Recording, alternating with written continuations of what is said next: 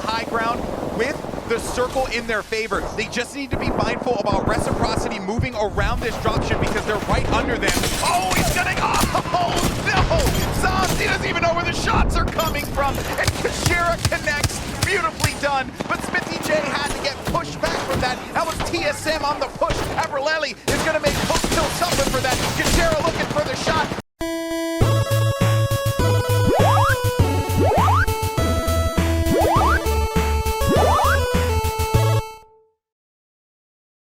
And who will get themselves some gold here at the X Games? We got TSM. Or actually, this is not TSM. This is going to be Sentinels. But either way, it's Sentinels. That's TSM. Abraleli, Imperial Hal, and Reps going to the cage to start it off. Yeah, absolutely. They love the cage. The cage has helped them. Yeah, it has helped them have many great starts. It's going to be who is it? We got Atletico here up on the ship, and that's they've been enjoying the ship. We've seen this quite often, and the ship does have some nice loot. Are you a ship guy? Do you like? So when I feel like when I'm like playing with my buddies, you know, I'm playing with my boy Gaskin, and I'm like, all right, bud, let's do it. Let's get a quick game in, and then he's like, yeah, sure. We go to ship, and then in which we all die immediately. So that's the quick game that we get in for the day. But I love going to the airship because you get some decent loot out of there, good high-level armor. High-level weapons as well.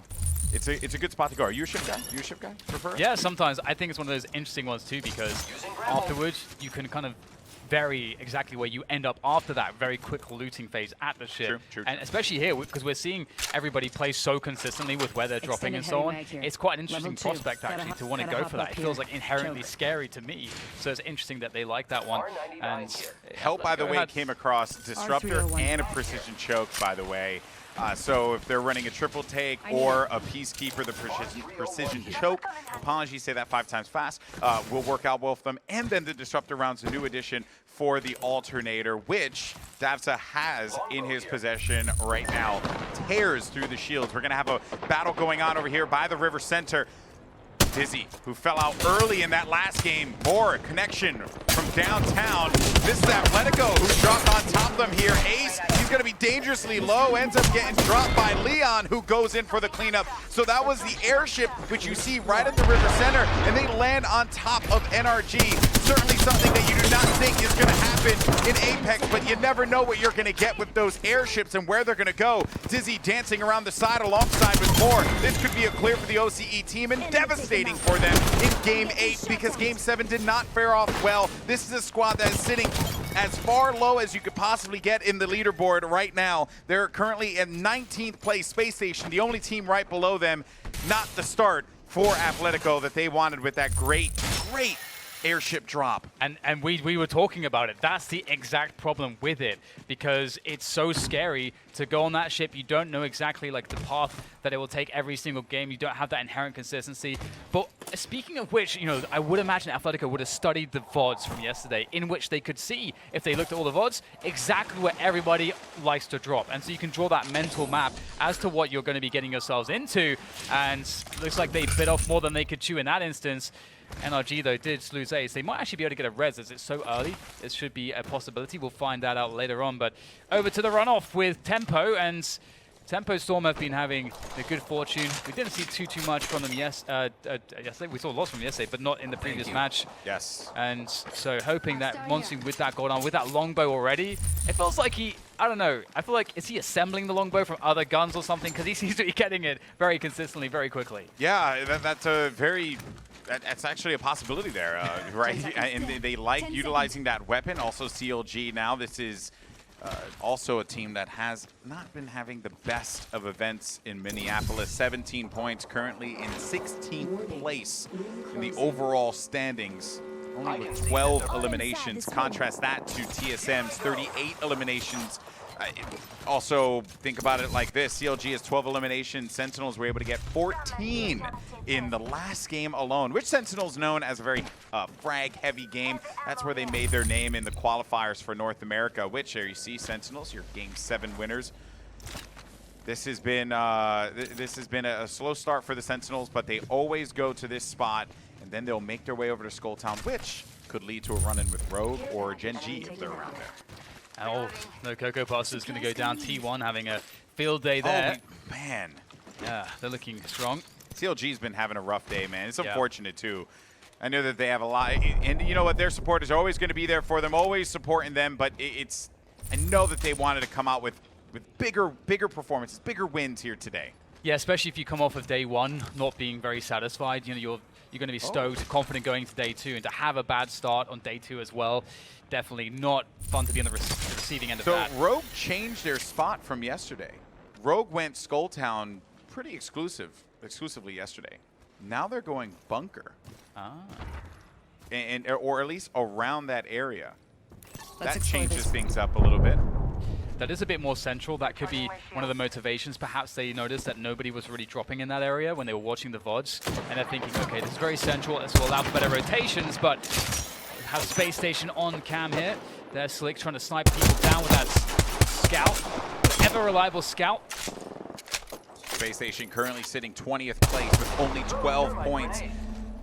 Wipe here against an enemy team could bring them up just a little bit more. Now, while Slick is sending shots over there, let's actually jump in with our homie Wade, who's standing by with the observers. Wade, what's going on? Thank you very much there, Golden Boy. Again, we have an interesting circle check-in, and this one is actually the exact same circle almost as the last game, but just a little bit on the northern end. So the biggest thing that I want to highlight is that runoff is a possibility. Airbase, we saw the high ground threat that you're going to be able to get from that. And next up, you have to be worried about snipers in this game. If you do not have a longbow or a Kraber, you're going to have a bad time. You have to win that high desert battle. Back to you guys. Thank you so much, Dreadnought, for the update. Another circle like we saw in Game 7. Can my heart handle it, DDK? I don't know. I'm too old. I think you're going to be okay. We had 6 games yesterday. We didn't see that once. I mean, we can hope that that's an anomaly. Yes. That's what we can hope. What do they call those things when they got to, clear? I forget the name of those things. Defibrillator. Defibrillator. Get one of those out. I think the meds or the doctors here have the meds and have the all the defibrillators for me. Words are hard. How many do you need? 30. 30 to defib. Strap them all to my body, and then once we get to airbase, just zap me, and then I'm good to go. If it ends up happening again. Reciprocity, by the way, you saw for a moment, giving you all an update on Reciprocity. This team had a great day one. Sniped.down looking to get gold here at the X Games for a second time would be quite the achievement for his already incredible career. Fnatic Game 5 winners yesterday in a tight scuffle against Lazarus and TSM. Were able to pull off a big win. They also had great scrims too. Maybe Muffins and the boys will be able to scrounge out another victory here in Game 8. Yeah, just outside the pit there, and over once again to a runoff with Tempo. Storm. And it looks like there's not too much going on over here for them just yet, kind of just getting bearings of the situation. They've got some good elevation. I think, did they just see it as a team there? They did, Looks like yeah. somebody was spotted. So perhaps we have somewhat of a stalemate, neither team willing to really commit too much into this one. Again, it is very early on here, and you don't want to really risk having a wipe this early, especially into day two, especially into the second game here of day two. The way that Monsoon sniper play feels like he's just always on mark. He may not have connected there, but his understanding of that weapon, the bullet drop from that distance, and where to at least send those shots so that they're on target, maybe not connecting, but on target, is something that is certainly to be admired. Tempo back again here at the runoff. And then Nagano Throwing Arcstar. we're looking to get into safe zone.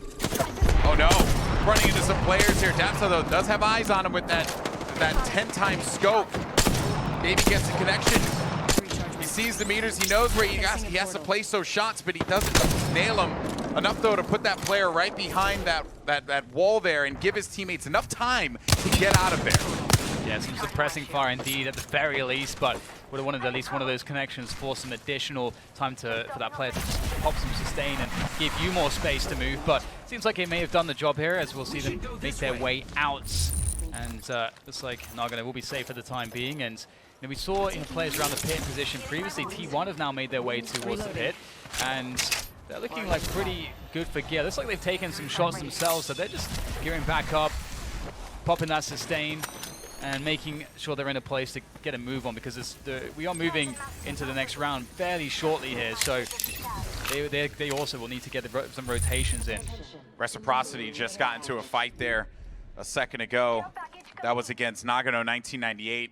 We did check in with them a moment ago. Luminosity, team that managed to make it to that mid-game, but in game one they had a nice few circles that worked out in their favor. And also the shots were on point.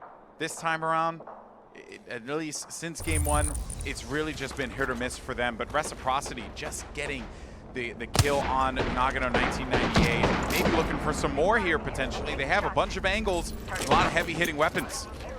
Yeah, absolutely. On this drop ship, we saw Atletico there earlier on, and saw some lots of gear here, That's a just couple nice. armors. That's wonderful. That is, yeah, they are beautifully well equipped at this point.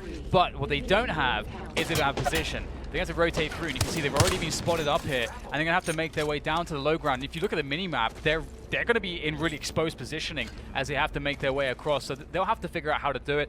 There is a Wraith portal available. That might be something that can close some distance and get out of some of those issues, but it will still be difficult, and they'll very likely take some shots. We got a fight as well going on between T1, some opponents up ahead.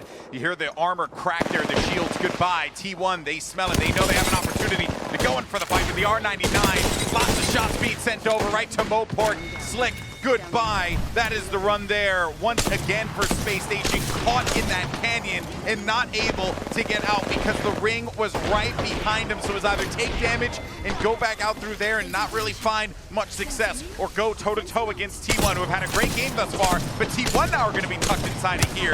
With that Watson electric field, though, the electric wall, they can protect themselves and prevent anyone from trying to get in there and try and fight them.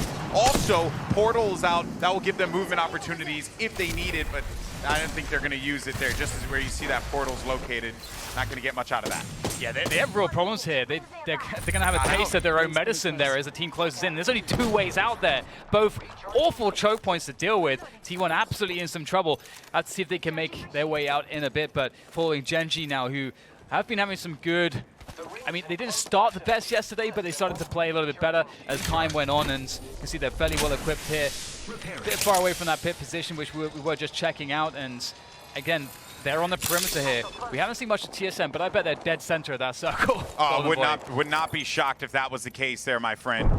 Gen.G living out all the way to the end game potentially. Could spell success for them. Cloud9 tucked away inside of this room.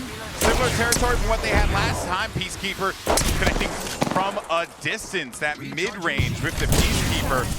Frexes sends that Thermite out to give his teammates some kind of AoE protection. No, and he combines the shot with it. He's going to get himself up quickly because he has that gold knockdown shield that allows you to get back into the action as fast as possible. He needs to be careful not to get picked, though. Grego has to protect his teammate, but Grego goes down, and that's the end of the run for Cloud9. Yeah, and it was two Sentinels, and Sentinels, obviously, they had that enormous game just previous to this, so they're looking like to recover from this, and positionally, they're not doing too bad. After getting all this gear here, after getting all their health and shields back up, they can focus on having a strong rotation. They've already got some eliminations. They've got the gear. Just need position as we go into these final phases, as we now check out T1, who managed to make their way out of the pit. Let's not forget, they were in trouble, and they had to go through 2 choke points. They're absolutely being tracked here, and you can see the way they're playing in the corner here. They have to cover a lot of open ground with limited cover, and I think it's going to be a struggle, but those are some good hits. That might be now the cue for them to make a move. It's going to rely as well on their Wraith, maybe portaling and then phasing out, giving yourself some speed and coverage so that your team can get to a safe spot. We'll have to see how they get out of that pickle there. Tempo Storm, on the other hand, had high ground control over at Runoff. Dreadnought did mention that we were going to see a similar ending to that last game that we had, and it seems like we're going to get it yet again. These players should be familiar. We have 16 squads left here. This is craziness that we're looking at this many players left alive, and you know that there are going to be players up in that high ground.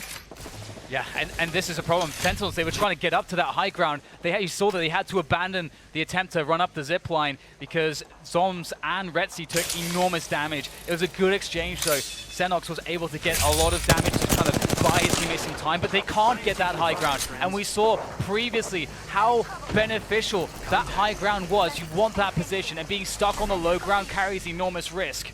Here's Kajera's turn. Longbow around the corner. Smithy J with a 2-time scope on that R301. Such a great utility weapon. Can do so much for you. Get some kind of angle, put some damage down. Of course, the players have to back away, shield self. Then Alliance still in this scuffle too.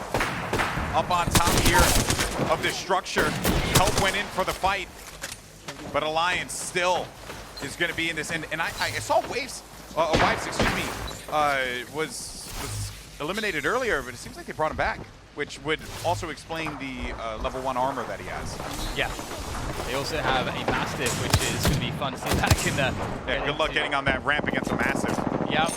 Although they are on the edge of the circle here. Although it seems like they are just about going to be inside when that rank closes in. So they'll be on that position for a while. But it does seem like they could use some supply drops or something if there was to be a lifeline just to create some extra cover. Because they're not fairly exposed. My God, what a connection there. That is fantastic. Time to push here. Drop is looking to drop bodies.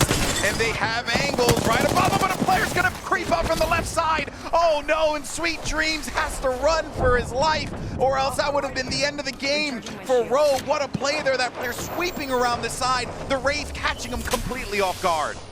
I can see Kashira there from Lazarus in the kill feed, working that longbow, as we know that he loves to do, taking down players as well. We get Tempo having issues here, or rather Luminosity having issues here. Looks like they may get eliminated very shortly as they lose 2 players.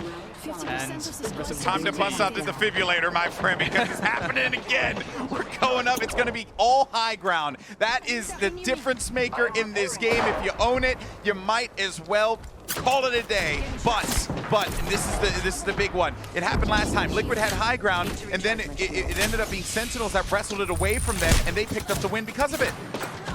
You see T1 here, they're heavily out of position. We looked at this earlier and we were saying how they're going to have problems gaining the ground there with teams covering their positions as they try to move forwards. And indeed, now comes the grenades as well. Big damage done to Zerg. They have to make the run. There is no other choice here. Trying to pop the portal there, trying to get out of dodge, but it's looking very difficult. T1 under fire, no cover. Here comes the finish.